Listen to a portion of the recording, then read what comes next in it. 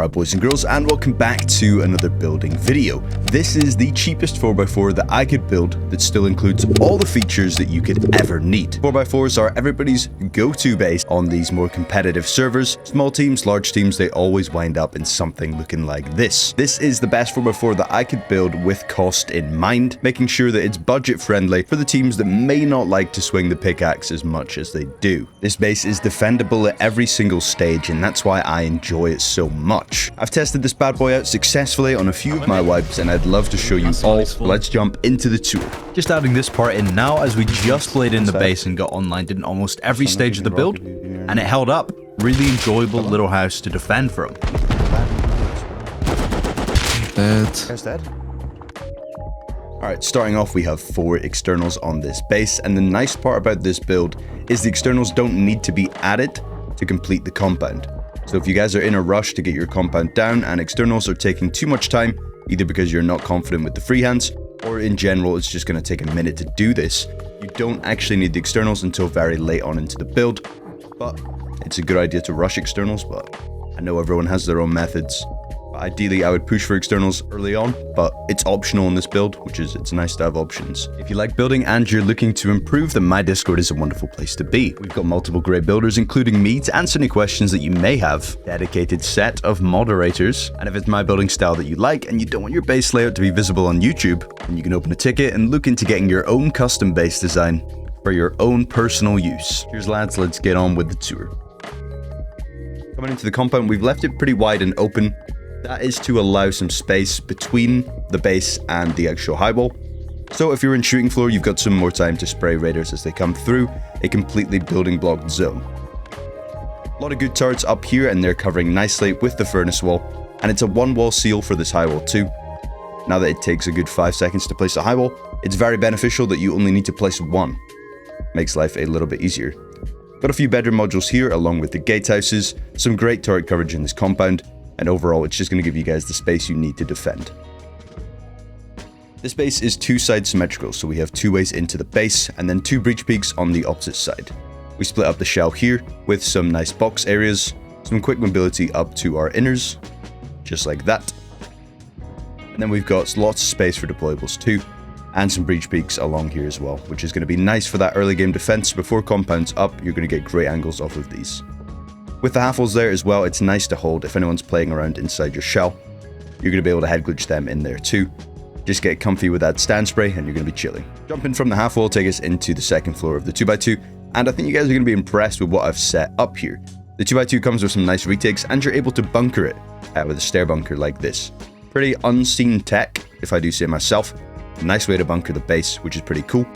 And it's just a standard stair bunker here. Of course, if you're on console, you're not going to have that stair bunker. But I'd still set it up like this because it comes with that early game retake for the second floor, and you could play off that even with a bow super early on. Still going to be able to do something just using that single door retake. But if you're on PC, you're going to get a bunker too, which is unseen in the old 2x2. Pretty nice. Jumping up to the third floor, this is where we're going to get some beds boxes. This will be an original defense kind of area. Get all the best players a bed in here and get some locker kits in those barrels, and then head out to your inner peaks. 2 turrets are going to cover the inner peaks, however you can see that we have some retaking options from here as well. Up above there are some low wall sections to make sure you can catch anyone running around in here. So if you don't have the turrets up, you still have potential to retake this floor from a few different angles. You can see that we go into 4-sided sim up on this level, and that's because we have our early game shooting floor access from all 4 sides. It's going to give you a 360-degree view of the compound and behind the base early on into the build. And you can see that we have 4 of these now. On the sides that don't have mobility, spot for a battery here and that'll work just fine. And that's right next to where we would ideally be plugging in turrets from. Jumping up, this is our open core level. It comes with the retakes for our inners. Dropping onto these beds is going to give you great retake potential. Shoot some HVs from there, or just get a few kills in the inner peaks. You can jump up into our open core here, and open core is of course just a standard 4x4 open core. I'm sure you guys are plenty used to playing out of one of these. And then we have extra mobility on the sides as well if you don't want to expose the open core. Coming with a few beds, an airlock out to shooting floor, and finally 1 retake here that you can just window glass if you don't want to leave it open. That'll be fine like that. Opening up the airlock, it's going to take us out to our shooting floor, and it's more of a tacular 2x2 style shooting floor just like this, but this is the cheapest option that I could find, so that's why we've gone for that. It still gives great downward angle potential, and a lot of angles out to the sides as well with these gaps. Got some heli retakes here, and some breach peaks if any of these walls have opened up. You'll have a view back into the base. The breach peaks are also nice to play from here as well. It's going to give you good long angles to crouch around, and of course retakes back up onto our roof that we've head glitched with the cat ears above. We also have our roof exits here, and there's 2 of those. You jump up from the single door, make sure it's safe, and then exit from the garage door. Up on roof, we have 3 of the bedroom towers that everyone likes to have on their roof. It's going to give us some extra respawns up here, and hopefully they last longer than the base, giving you some late respawns after a long online or siege raid. Fill those up with some kits, and get a few beds in there. And you can see the turret and the windmill is above those 2, so you can rush these towers if you need to get windmills down early. You can build those up to the max height, without bringing the base up to that same height. In the center, there's space for a minicopter, and that pretty much wraps up our tour. Hopefully you guys are super impressed, and you want to see the cost breakdown on this base. First of all, on screen is the total build cost. Second up is that build cost in box amounts. And lastly is the total upkeep spread between 5 TCs, and the main TC is holding the majority of that upkeep. This base is an absolute bang, and I'm sure you guys want to know how to build it, so let me go ahead and break that down now. Alright, we're going to start off with a 2x2 footprint. Our entrance is on the 2nd floor, so you can go ahead and wall the entire thing in. Then we're going to place our TC over on this side here. Don't have the wall the wrong way around like I do. That's not part of the build. You can throw a ramp in here to make the boxes easier to access, and the bunker triangle is there. It's going to remain twig. And then we come up with a single door here, and a single door there. Gets the bunker going and allows for a retake. That's going to watch right into the jump up of 2nd floor. It's going to line up nice. That's how the bunker works, in case you weren't aware. And then we go up to 2nd floor. We add in our jump up here. Wrap it around. That's the front door there. And then we're up to 3rd floor to give us some height to play off of. Wrap in your jump up. A bedroom goes to the left. A couple of windows in front. And then you've got the choice between a single or double door to exit out onto your peaks. Depends if you want an airlock or better mobility. It's up to you. Once you've done that, you can come outside, add 4-sided symmetry. So keep that in mind. Everything we do is happening 4 times. Create the whole 4x4, and then we're going to begin freehanding. Now, freehand's not everyone's favorite, but this is not a strict freehand whatsoever. One of the simplest ones to do in the game. Nice and easy. Press yourself against the low walls, position your crosshair where I do. Pick up your mouse in between demolishing to make sure you don't even move it at all. And then back up once you've got that square in place. If you're struggling with the freehands, feel free to join the Discord, where I can go even more in depth and take a bit longer to explain.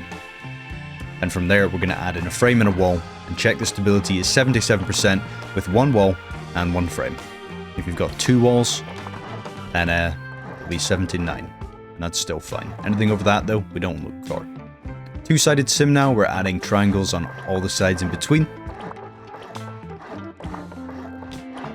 We have 1 entrance with 1 mobility chute on either side, and then we have 2 breach peaks on the left and right of the base. Raise the chute up to the 2nd level, so we're ready to build inners. And then that's how the breach peak looks here. Comes together very nice. For the breach peak, we're even going to add a couple of floors here.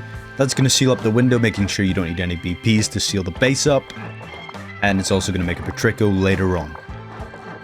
On all the 4 corners, we're going to raise up frames with half walls on top. And then a ladder hatch frame in the center of that. Keep in mind, we only have 2 ways up from here. One of them is a peak, and one of them is mobility. So don't go spamming ladder hatches through there just yet. Beside our entrance, we add a floor, and then a floor to the left. And you do the same thing diagonally across. I'm upgrading these floors so you can see exactly which ones I did. To make sure you guys do those too, this one is not optional. It needs to be done that way around, so you can still jump into your 2x2. Then raise the tall ramps here in front of the floor, and the lower ramps next to the frame, and that's where your ladder hatch can go. And I'll give you a quick look around of what the angles are supposed to be looking like, and just keep your entrance in mind while you're building this part. Then add in frames, walls around the back, and the retake for our inners above.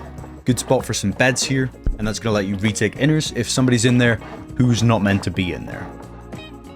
Wall in the corners, and we'll raise the mobility chutes up to the 3rd level. We have a double door facing out the way from the base because we have an early game shooting floor that we'll be adding in shortly. So just cap up that mobility chute and throw some floors on top. Of your breach peak, we can match the height to the right level. And over here we also have an exit to an early game shooting floor. But we also have a battery spot there with a single door. You could throw a locker in there or anything else that you can think. It's not a bad spot for a battery either. And once done that, we'll come out to compound and we're on the 4-sided sim again. We're going to do our shooting floor build out. Just like that. The frames across here to link up all of our foundations. And then connect this back to main base. Swap that foundation at the bottom to a triangle. And that's going to allow us to create an external coming off of here. If you want your gatehouse to be on main TC, you don't need to swap that foundation. But if you'd like to build an external off of here, then swap the foundation out as I've done.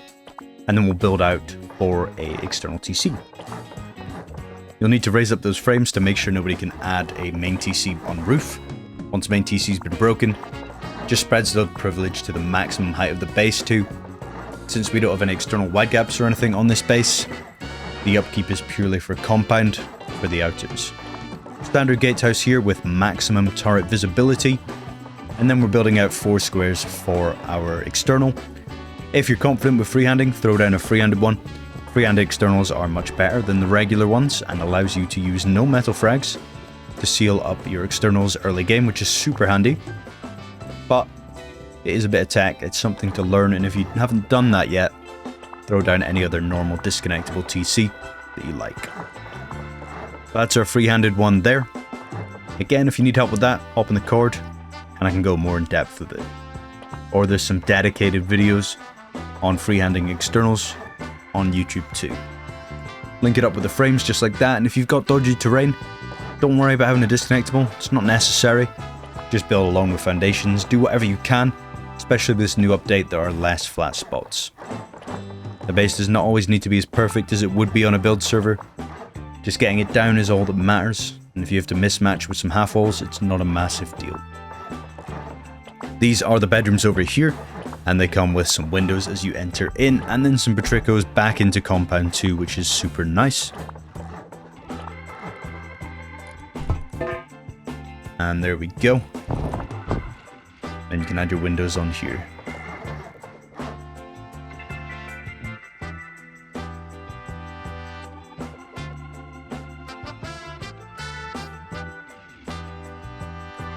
High walls go down, and it's just a 1-wall seal, and you can throw a large furnace in front of there too.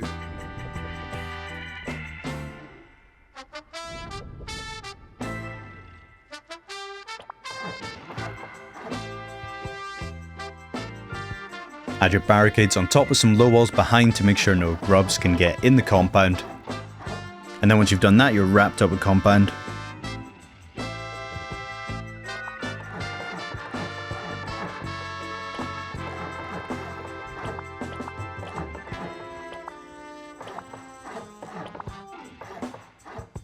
Then we're onto the early game shooting floor. Raise up some frames like this. You're going to float that roof to seal everything up. And then you can just cap that whole area in.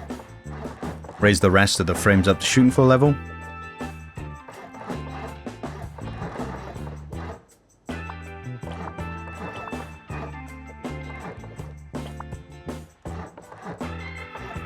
Then we can raise up everything else for the rest of shooting floor too.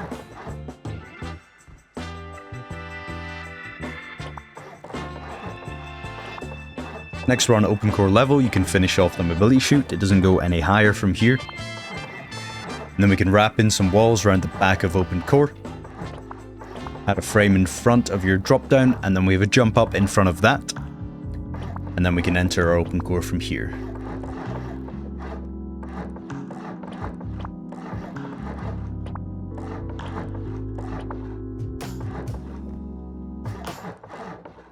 That's where our loot rooms go. Space for boxes in the middle as well. And that window is going to give a good retake into the OPENCORE. Add in all your shelves like so. can add a window on the right and a wall on the left. Window is going to be a good retake from the bedroom. Just like so.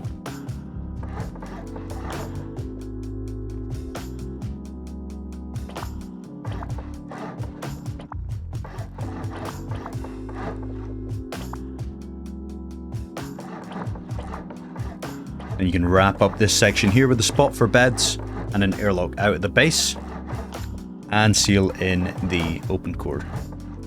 Then for shooting floor, it's pretty simple. You'll need some siren lights to fully seal it up, or you can just allow yourself to drop down if need be from shooting floor to compound.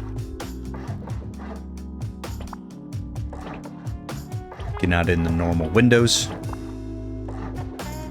a spot above your breach beak, and then you wrap this area in half walls, and we have mobility chutes, and then we have roof retakes. And those can be at either side. Add in a couple of frames for stab. And on the opposite sides of the roof jump ups, we'll add in roof retakes.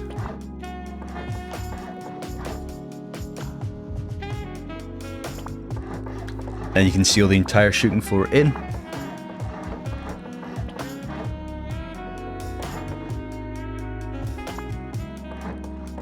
Add low walls in front of your roof retakes. And then the cat ears above to tighten them up.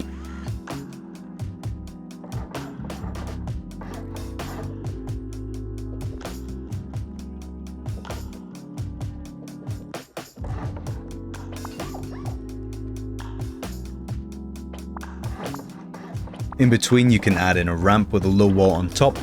And then on the four corners, we just have simple bedroom towers. Above the bedroom towers, we have a spot for a turret, and then above that, we have a spot for a windmill. Make sure you stock these up with some gear sets to retake the roof.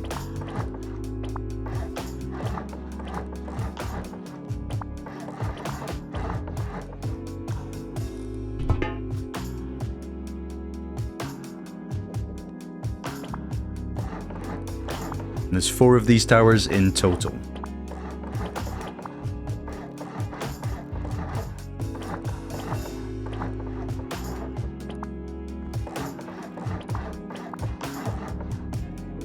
Once you've done that, in the middle of the base, there's a minicopter hangar, and that's just very simple too, allowing you to store some minis while you're offline. And once you've done that, that completes the base design. Hopefully you boys and girls have enjoyed this video. If you did, then please feel free to leave me a like and drop me a comment down below. This base is an absolute bang, and I hope to see you out there on some servers. Remember to check out the customs if you'd like your own base, and I'll see you boys and girls in the next video. See you in a bit.